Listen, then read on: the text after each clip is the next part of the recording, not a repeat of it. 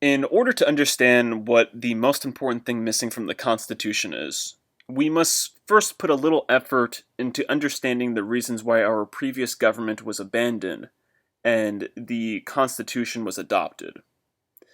I'm sure many of you, if not all of you, were taught that the US Constitution was adopted because the previous government wasn't strong enough.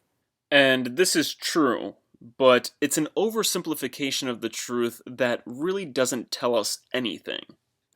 So I'm going to go over a few reasons the Federalist Founding Fathers gave to support their argument for the Constitution, to support this argument that the previous government just wasn't strong enough.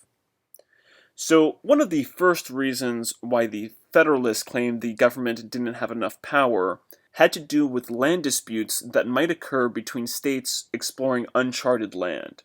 The Federalists argued that because there was so much unexplored land, and that the United States would likely continue to expand, land disputes would eventually cause states to go to war with each other over the land, like the countries in Europe and Asia. And apparently there was already one or two incidents of this occurring amongst the states already. So it was a logical argument for the need of a stronger government. Is it a logical argument for the need of the US Constitution in particular? I don't really think so. I think that this is an issue that the Federalists had, is that they saw things in black and white. They saw it as, we either adopt the US Constitution, or these other problems can't possibly be dealt with. But I digress. The second thing that the Federalists argued was that the government was too weak to defend against foreign forces. Which is kind of funny because they just successfully defended against the strongest empire in the world at the time. Another problem with this argument is very much like the problem with the other argument, and that is that it assumes that the US Constitution is the only way of uniting the states against this problem. And this was part of the propaganda used against the Anti-Federalists at the time. Because the Anti-Federalists were against the Constitution, the Federalists accused the Anti-Federalists of being against the uniting of the states, and made it as if the Anti-Federalists wanted separate confederacies, which is how they got the name Anti-Federalist. But really, the Anti-Federalists just wanted a union of the states that wasn't open to becoming the tyranny that it has become today. But once again, I digress. The third main reason given for the US Constitution and a stronger government was the national debt accumulated during the war. The Federalists had argued that a stronger government was needed to not only determine a fair way of dividing up the national debt amongst the states, but also to collect the money from the states. They argued that the current government didn't have the power to actually collect on the debts that were owed.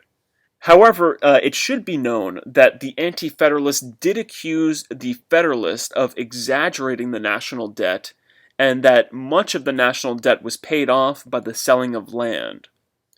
But that's a side point. There were some other minor arguments for the Constitution, but the point is, to come to our conclusion, is that all of the arguments given by the Federalists for the US Constitution, all of the arguments given for a stronger government, were all temporary problems. The problem about land disputes would eventually come to an end. Once all of the land was explored, it would eventually come to an end. The states would eventually become powerful enough to defend themselves, or the states could have agreed to enter into some sort of defensive agreement. And the debt would, of course, eventually get paid off.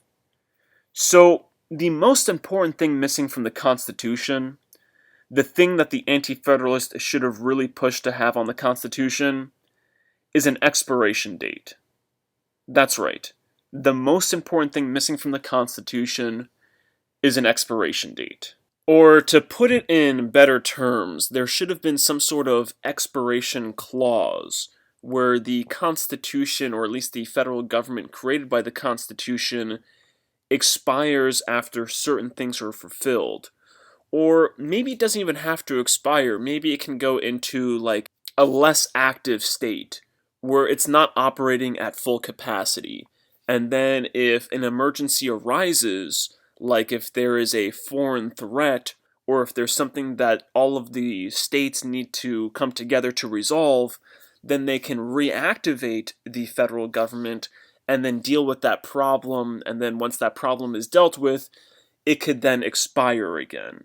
Or I guess to put it in more concrete terms, like the federal courts can stay active, but the Senate and the House and the presidency can become inactive.